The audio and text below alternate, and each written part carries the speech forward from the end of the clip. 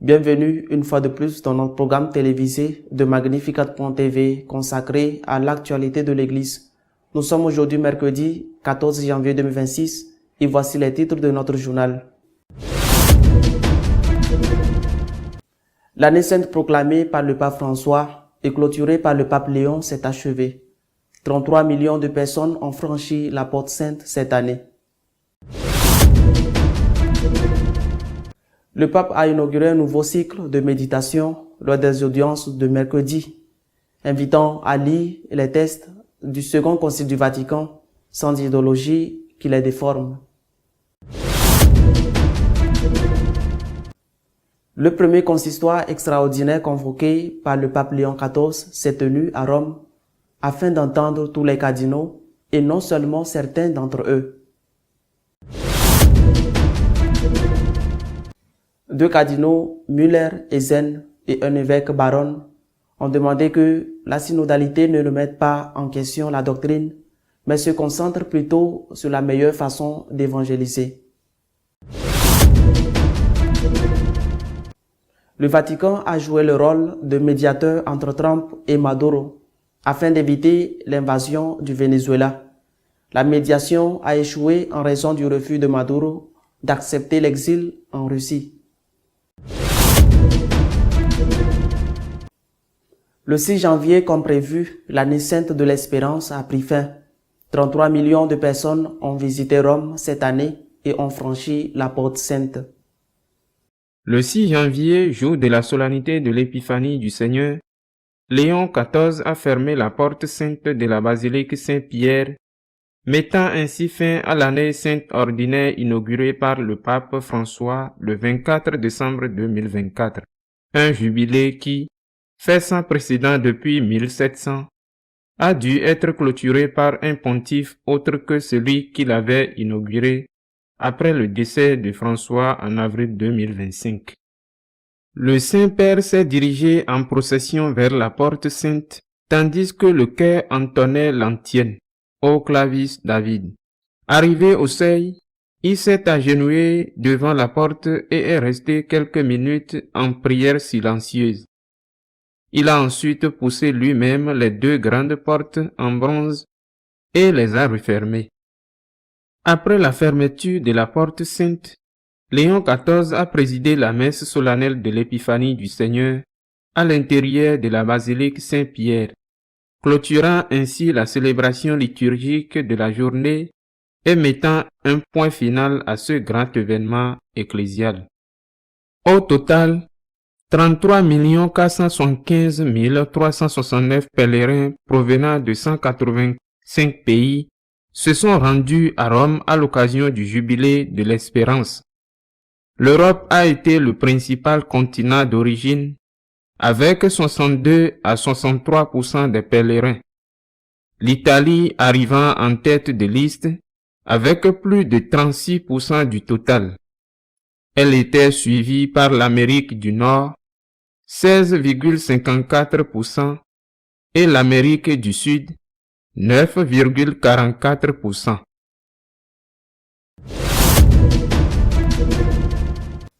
Revenez au Second Concile du Vatican en lisant ces documents, mais sans utiliser de clés idéologiques qui les déforment. Telle a été la proposition du pape Léon pour cette année.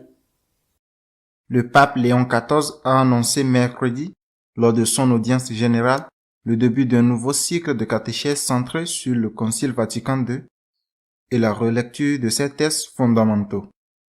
60 ans après sa clôture, le souverain pontife a exhorté à connaître le Concile, non pas à partir d'interprétations partielles, mais à travers la lecture directe de ses documents. Après l'année jubilaire consacrée au mystère de la vie de Jésus, le successeur de Pierre a expliqué qu'il s'agissait d'une occasion privilégiée de redécouvrir la beauté et l'importance d'un événement que Saint Jean-Paul II a défini comme la grande grâce dont l'Église a bénéficié au XXe siècle. Le souverain pontife a souligné que la génération d'évêques de théologiens et de fidèles qui a été à l'origine du concile n'est plus là. Il est donc essentiel de redécouvrir de près, non pas à travers des outils ou des interprétations qui en ont été faites, mais en relisant ces documents et en réfléchissant à leur contenu. Citant Benoît XVI, Léon a souligné que les documents conciliaires n'ont pas perdu de leur actualité au fil des ans. Au contraire, leurs enseignements se révèlent particulièrement pertinents face aux nouveaux défis de l'Église et de la société mondialisée actuelle. Redécouvrir le Concile, a affirmé Léon XIV en citant le pape François, aide à redonner la primauté à Dieu, à l'essentiel et à une Église folle d'amour pour son Seigneur et pour tous les hommes qu'il aime. Cette perspective place au centre non seulement la dimension institutionnelle, mais surtout la dimension spirituelle de la vie ecclésiale. Le pape a expliqué qu'en se rapprochant des documents du Concile Vatican II et en redécouvrant leurs prophéties et leur actualité, l'Église accueille la riche tradition de sa vie et en même temps s'interroge sur le présent. Elle renouvelle ainsi la joie d'aller à la rencontre du monde pour porter l'évangile du royaume de Dieu, royaume d'amour, de justice et de paix.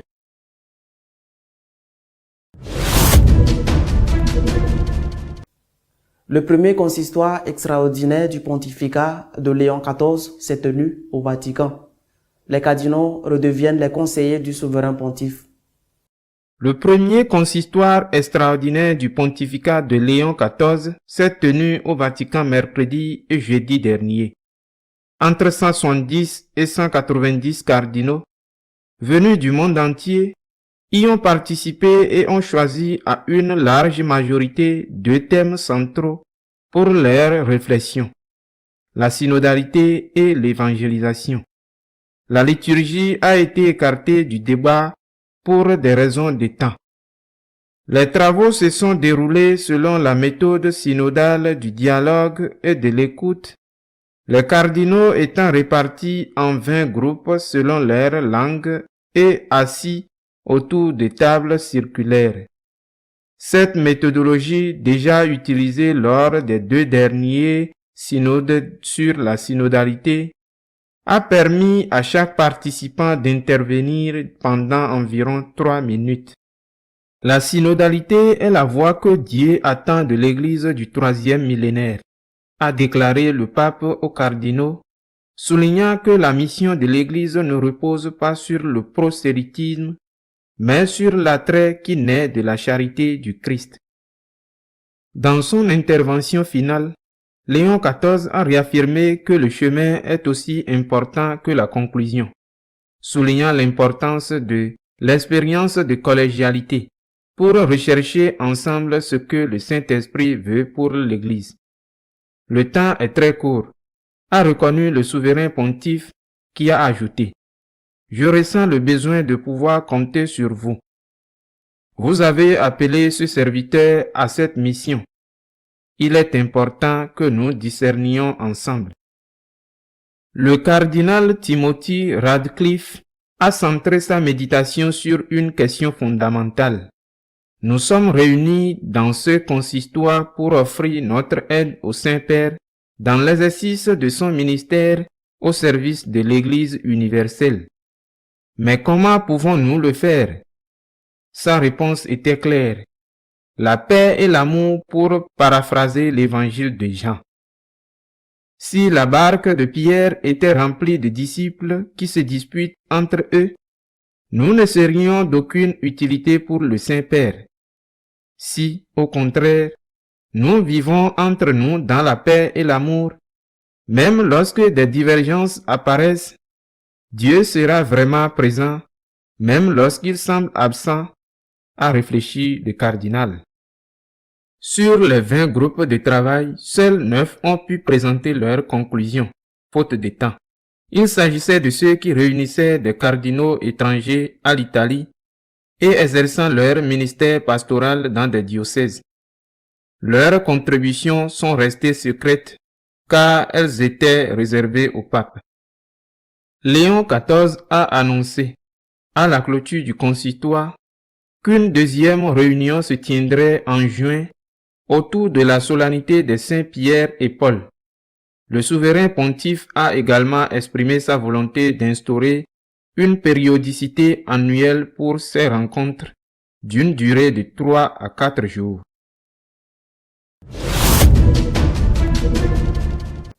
Deux cardinaux, Müller-Eisen et un évêque, Baron, ont fait savoir au consistoire que la synodalité ne peut être utilisée pour modifier la doctrine de l'Église. Le cardinal Müller, ancien préfet de la Congrégation pour la doctrine de la foi, a souligné la nécessité d'une clarté doctrinale face aux interprétations ambiguës de la synodalité après avoir participé au premier consistoire extraordinaire du pape Léon XIV qui s'est tenu cette semaine au Vatican. L'intervention de Müller a porté essentiellement sur la synodalité, un concept qui, a-t-il averti, a semé la confusion ces dernières années. Le cardinal a insisté sur le fait que l'Église n'est ni une démocratie, ni un parlement, et qu'elle ne peut être gouvernée selon les modèles politiques propres aux États modernes.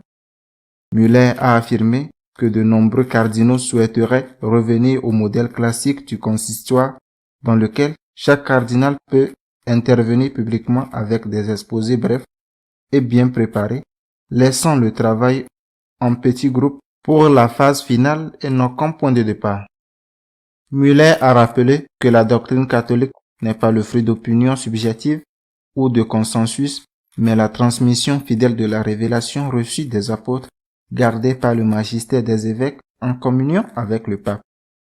En ce sens, il a rejeté tout appel à ce qu'on appelle l'esprit du concile pour justifier des ruptures doctrinales, soulignant que les interprétations idéologiques postérieures à Vatican II ne peuvent être attribuées au concile lui-même, mais à des lectures intéressées éloignées de la tradition vivante de l'Église.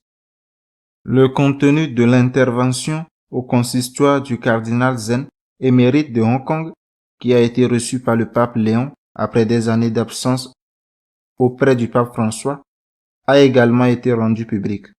Ces paroles ont été prononcées en présence du pape Léon. Zen a utilisé les 3 minutes attribuées à chaque cardinal pour se référer directement à la note d'accompagnement du pape François au document final du synode sur la synodalité élaboré entre 2021 et 2024. Zen a remis en question l'affirmation du pape François selon laquelle, avec le document final, il rend à l'Église ce qui a mûri à travers l'écoute du peuple de Dieu et le discernement de l'épiscopat. Le pape a-t-il pu écouter tout le peuple? Les laïcs présents représentent-ils réellement le peuple de Dieu? Les évêques élus par l'épiscopat ont-ils pu mener à bien un véritable discernement qui doit nécessairement consister à une discussion et à un jugement? Pour Zen, ces questions montrent que le processus synodal n'était pas véritablement délibératif, mais soigneusement dirigé. Dans ce contexte, il a dénoncé ce qu'il a qualifié de manipulation blindée du processus, affirmant qu'elle constituait une insulte à la dignité des évêques. Le cardinal s'est montré particulièrement sévère en évoquant l'utilisation constante du langage spirituel pour légitimer des décisions déjà prises. Selon Zen, l'invocation répétée du Saint-Esprit dans ce contexte est ridicule et presque blasphématoire, car elle semble suggérer que l'Esprit pourrait contredire ce qu'il a lui-même inspiré dans la tradition bimillénaire de l'Église.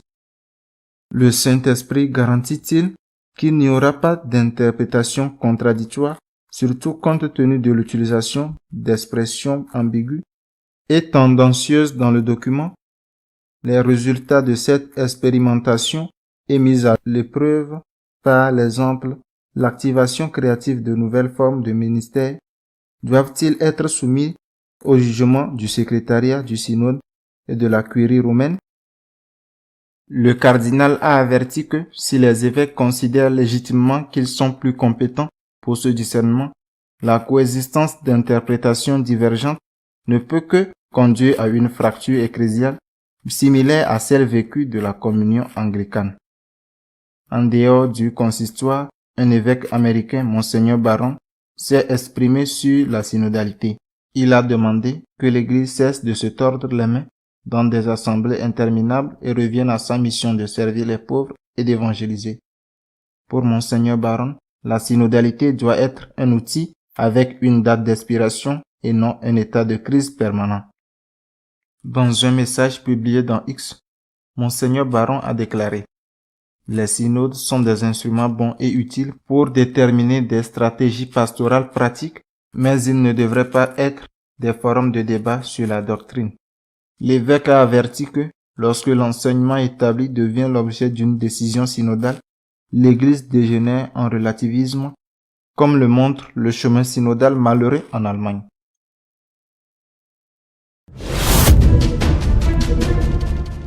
Selon le Washington Post, le Vatican a tenté d'empêcher l'invasion du Venezuela par les États-Unis en négociant pour que Maduro accepte l'exil.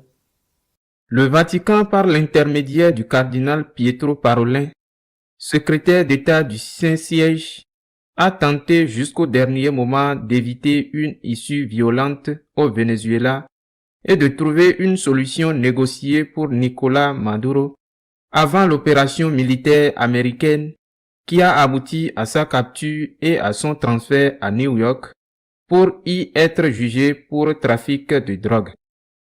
Selon une enquête publiée par le Washington Post, Parolin a tenu une réunion urgente et non annoncée la veille de Noël avec Brian Birch, ambassadeur des États-Unis auprès du Saint-Siège, afin de connaître les plans de Washington concernant le Venezuela et de faire pression en faveur d'une voie diplomatique qui permettrait aux dirigeants vénézuéliens de quitter le pays sans effusion de sang.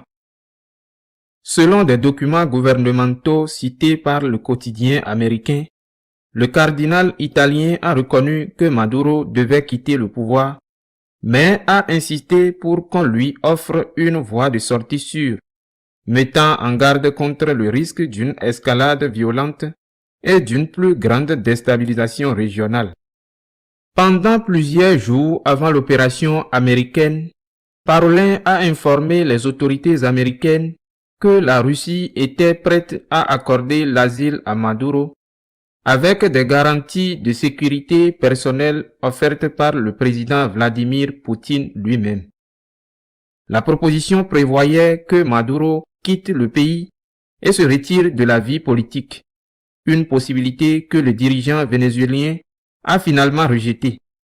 Consulté par le Washington Post, le Saint-Siège a regretté la fuite des fragments d'une conversation confidentielle et a affirmé que ces extraits ne reflétaient pas fidèlement le contenu des discussions.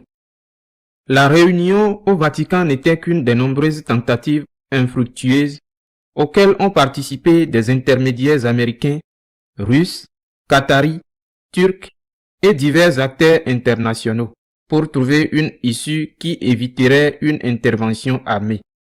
Le Saint-Siège avait déjà tenté, sans succès, de servir de médiateur entre le régime Maduro et l'opposition il y a une dizaine d'années et avait plus récemment encouragé le dialogue par l'intermédiaire de hauts dignitaires religieux dans le pays. Selon les documents cités par le Post, Parolin a fait part à Washington de sa conviction que Maduro aurait été prêt à quitter le pouvoir après les élections largement contestées de juillet 2024, mais qu'il en avait été dissuadé par son entourage le plus radical, craignant des représailles. Notre éditorial de cette semaine est consacré à commenter les événements qui se sont déroulés lors du premier consistoire extraordinaire des cardinaux convoqué par le pape Léon XIV. Alors que le monde assiste stupéfait à l'intervention militaire ordonnée par le président Trump au Venezuela, avec la capture du dictateur illégitime qui dirige ce pays, Nicolás Maduro, et son transfert vers une prison aux États-Unis, l'Église a accompli quelque chose de vraiment important, je pense pour son avenir, et qui nous indique quel sera le mode de gouvernement du pape Léon XIV. Je veux parler du consistoire de tous les cardinaux, tous invités, réunis à Rome. Ce consistoire qui s'est tenu les 7 et 8 était bien sûr prévu avant que Trump ne lance son action militaire, c'est-à-dire qu'il ne s'agit pas d'un débat sur la légitimité ou non de cette action, mais il est certain que les conversations des cardinaux ont abordé le thème de la guerre et la question de ce nouvel ordre mondial qui se développe, qui se met en place en ce moment même. La crainte d'une conflagration mondiale et les terribles conséquences que cela pourrait avoir. Mais le consistoire qui, je le répète, était prévu avant que cela ne se produise, s'est consacré à d'autres sujets. Il faut d'abord clarifier ce qu'est un consistoire.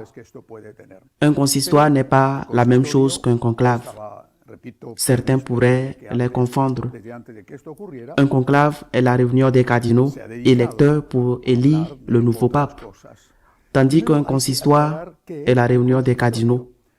Dans ce cas, le pape Léon XIV a souhaité convoquer tous les cardinaux, y compris ceux âgés de plus de 80 ans, qui ne sont pas cardinaux électeurs, dans le but principal d'aider le pape à gouverner l'Église. En d'autres paroles, l'objectif est que le pape écoute ce groupe de personnes qui constituent son Sénat particulier, c'est-à-dire ses conseillers spéciaux, les cardinaux. Les cardinaux ont pas seulement eux, mais eux en particulier, la mission de conseiller le pape dans le gouvernement de l'Église. Cette réunion des cardinaux en consistoire pendant le pontificat précédent n'a eu lieu qu'une seule fois, au début, où le pape François a entendu des choses qui ne lui plaisaient pas sur le thème de la famille, puis une fois à la fin. Dans ce cas, le pape Léon XIV veut commencer par réunir tout le monde et leur dire « Vous m'avez mis ici, vous devez m'aider ».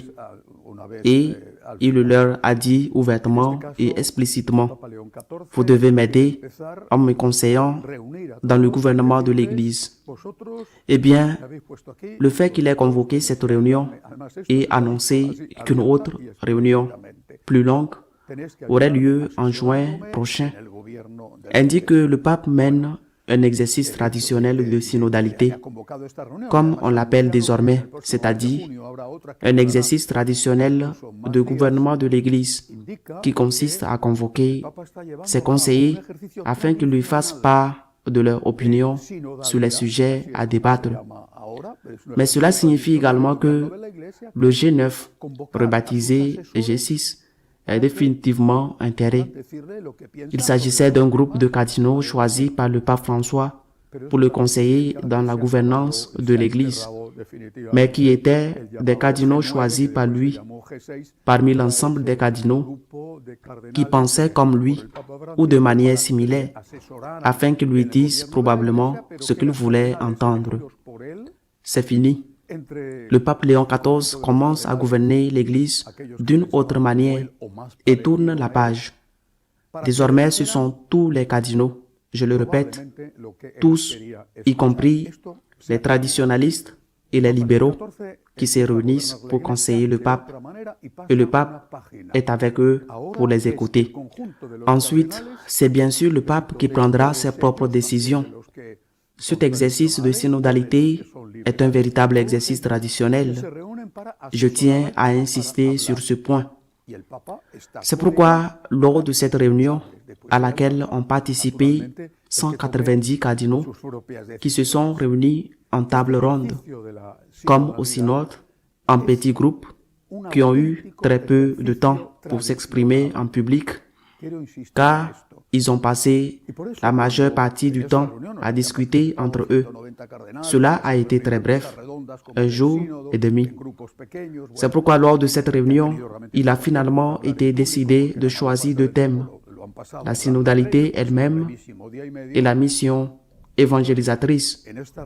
Mais l'exercice du synode du consistoire, en tant que réunion destinée à conseiller le pape, est un véritable et parfait exercice de synodalité. Et je pense qu'il faut insister sur ce point. Nous ne devons pas avoir peur de la synodalité, comprise de manière correcte. La synodalité, en tant qu'écoute, est une partie constitutive de la manière de gouverner l'Église. La synodalité appliquée aux conseils pastoraux, aux conseils presbytéraux ou épiscopaux, ou au synode des évêques lui-même, est une forme légitime de gouvernement de l'Église. Il en a toujours été ainsi. Et il doit en être de même pour le Christ lui-même. Il a fait. Quand il demande à ses apôtres, par exemple, qui les gens disent-ils que je suis? Et vous, qui dites-vous que je suis? En d'autres paroles, Jésus veut entendre l'opinion du peuple et celle de ses apôtres. Écouter n'est pas une mauvaise chose. L'écoute est indispensable dans le gouvernement de l'Église à tous les niveaux. Mais une chose est l'écoute, c'est-à-dire un organisme consultatif, et une autre chose est que l'organisme soit délibératif, où tous les participants ont le droit de vote. Une chose est le droit de parler, une autre chose est le droit de voter. C'est pourquoi ce qui s'est passé est très important dans l'ordre où cela s'est produit. Le synode a commencé mercredi après-midi. Mercredi matin, les cardinaux qui n'étaient pas encore à Rome sont arrivés.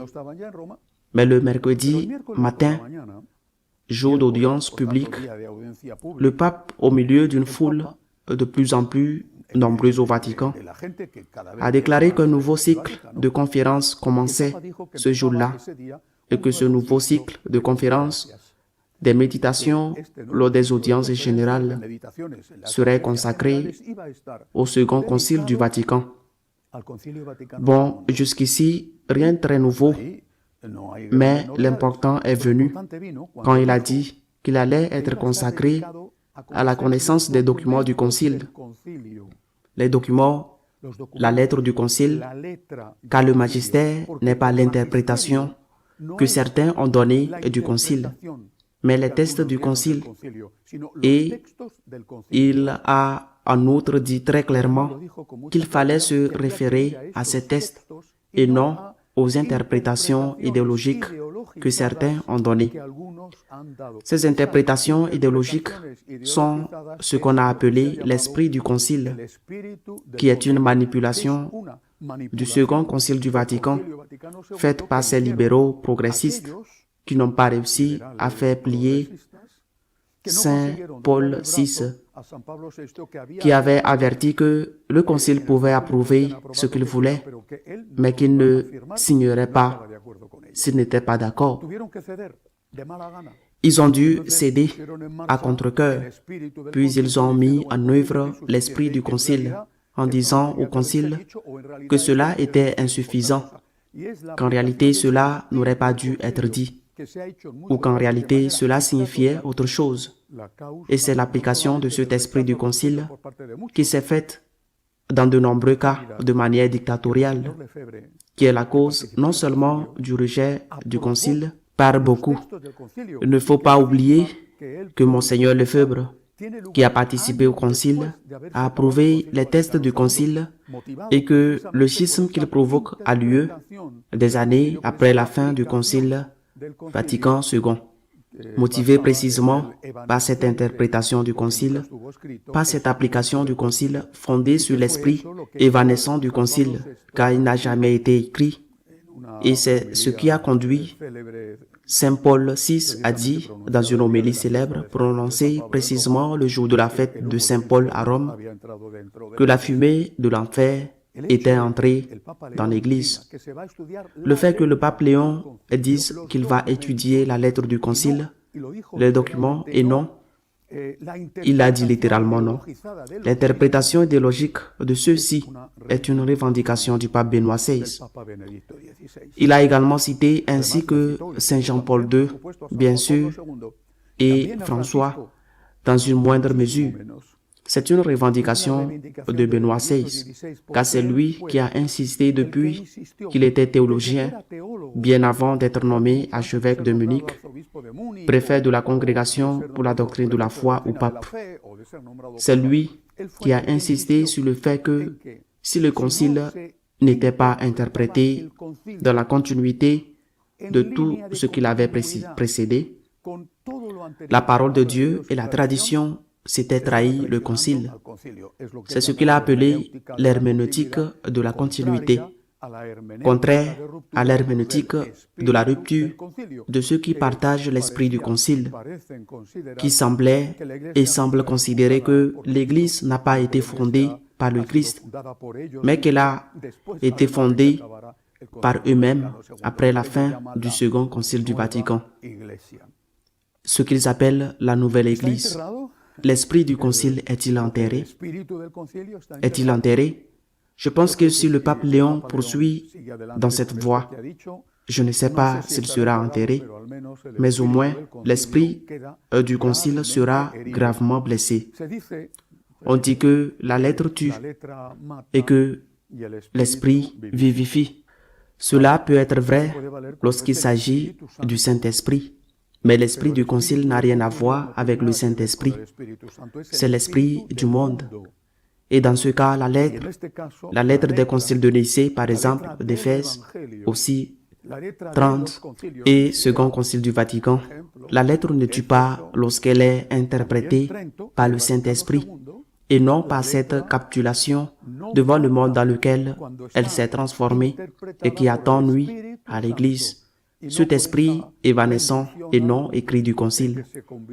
Avec cette introduction faite par lui-même, le matin même où les cardinaux arrivaient, donc quelques heures avant qu'ils ne se réunissent au consistoire, avec cette introduction, le pape Léon a déjà dit à tous, il nous a dit à tous, où il veut que l'Église aille. Écoutez, c'est très important, très précieux. Écoutez, mais pas de libération, car c'est le Concile qui dit explicitement que l'ordre sacerdotal a pour seule et unique responsabilité les 3 minus ou services.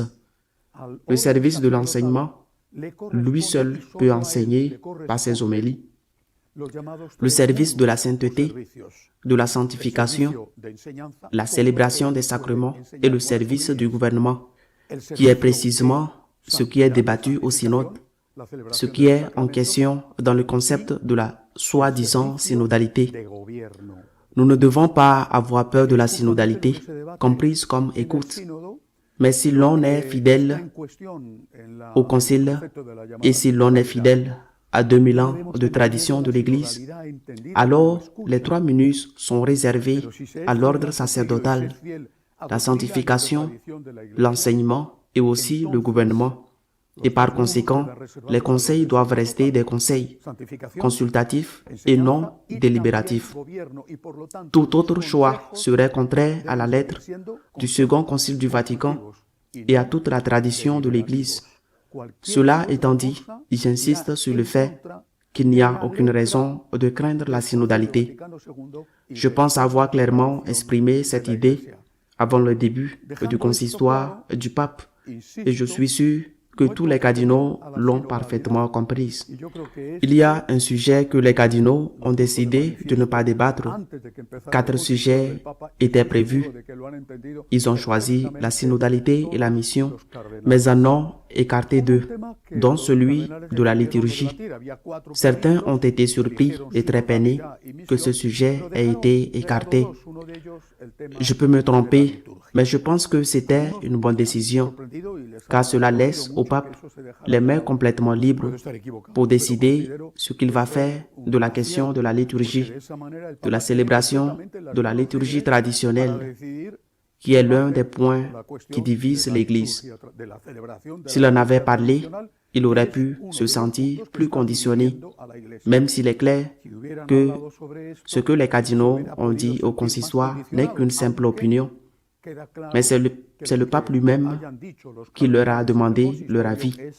Nous verrons ce qui se passera maintenant lorsque le pape légiférera sur la question de la messe traditionnelle, mais je ne pense pas que le fait qu'il n'en ait pas été question soit totalement négatif. On aurait pu en parler et peut-être que certaines choses auraient pu influencer le pape. Il ne faut pas oublier que la plupart des cardinaux restent libéraux, voire radicalement libéraux pour certains. L'autre question que les cardinaux ont décidé d'aborder lors de cette brève réunion d'un jour et demi était celle de la mission. Dès le début, Léon XIV a insisté sur le fait que dans l'Église, tout doit tourner autour du Christ. C'est merveilleux de tout ramener au Christ, de mettre le Christ au centre. Cela me réjouit le cœur et me remplit de joie. Le Christ au centre, c'est la fonction de l'Église. Louer le Christ, adorer le Christ et enseigner aux hommes à aimer le Christ. C'est cela l'évangélisation. Mais cette évangélisation, le pape le sait. C'est pourquoi il a dit dès le début, il ne peut se faire sans unité. C'est pourquoi il veut l'unité dans l'Église. Il est convaincu, il le sait, que nous vivons depuis des années une division qui nous tue. C'est le Christ qui a dit qu'un royaume divisé s'effondre maison après maison. Le pape le sait. Il sait que la division nous tue. Et il sait que même si ces dernières années, on a tenté de faire taire les voix de ceux qui clament, qui clament leur foi en la parole de Dieu et en l'interprétation légitime de cette parole de Dieu, qu'est la tradition, même si on a tenté de faire taire ces voix, on n'y est pas parvenu. Et ils savent, et le pape le sait, que même s'il ne restait plus un seul évêque un jour, parce qu'avec ceux qui meurent et les nouvelles nominations, il ne resterait plus un seul évêque pour défendre cette foi des origines, la foi de Jésus, des apôtres, la foi des saints-pères de l'Église, la foi des martyrs. Même s'il ne restait plus un seul évêque pour la défendre, il resterait toujours une partie du peuple de Dieu fidèle qui continuerait à défendre et à croire en cette foi des origines. Et donc, si quelque chose a été appris au cours de ces années, c'est que ceux qui sont fidèles à la tradition ne vont pas disparaître. Ainsi, si l'on doit rechercher l'unité, cela ne peut se faire qu'en recherchant la vérité et en lui restant fidèle. S'il n'y a pas de fidélité à la vérité, qui est une personne, Jésus, mais qui est aussi un enseignement de Jésus, transmis fidèlement depuis 2000 ans par l'Église. S'il n'y a pas de fidélité à la vérité, il ne peut y avoir d'unité. Ils ont essayé et ils ont échoué.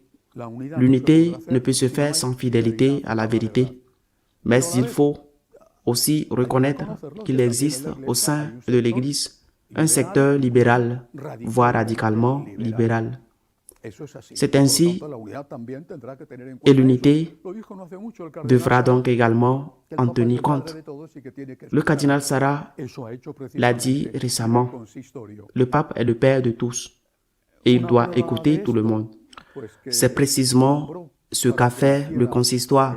La preuve en est qu'il a chargé le cardinal Radcliffe, cardinal dominicain à la retraite, représentant de l'aile libérale de l'Église, sans pour autant être l'un des plus radicaux, de prononcer l'introduction.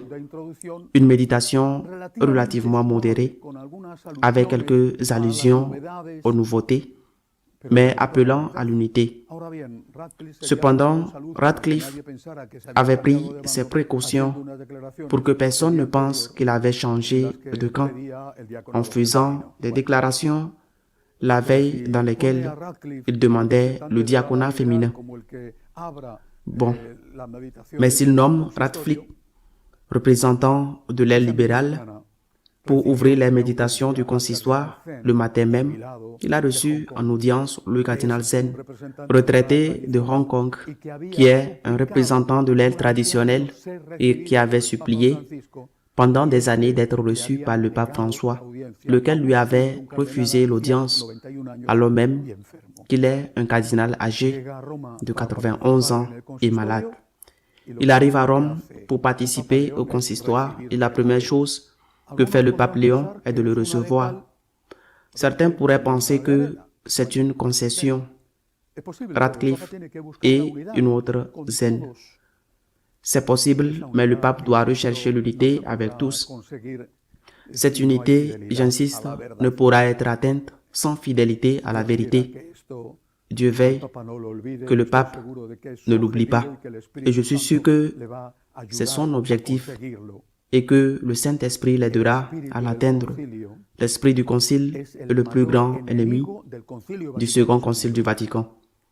Si cet esprit disparaît et que l'on lit véritablement la lettre du concile, les documents comme le souhaitait le pape Benoît XVI, dans la continuité de 1000 ans de l'histoire, il y aura unité et l'Église s'engagera sur une voie d'évangélisation qui sera extraordinairement fructueuse après tant d'années de souffrance. Nous prions pour le pape, nous prions pour la paix dans le monde, nous prions pour que tous les prisonniers du Venezuela soient libérés et pas seulement un groupe. Nous prions pour que les dictatures prennent fin. Nous prions le Seigneur pour notre chère Église. À la semaine prochaine, si Dieu le veut. Si vous souhaitez être au courant de ce qui se passe dans l'Église, vous pouvez le faire à travers notre page d'information Magnificat.tv. Nous continuerons à vous tenir informés de ce qui se passe en elle. À la semaine prochaine, si Dieu le veut.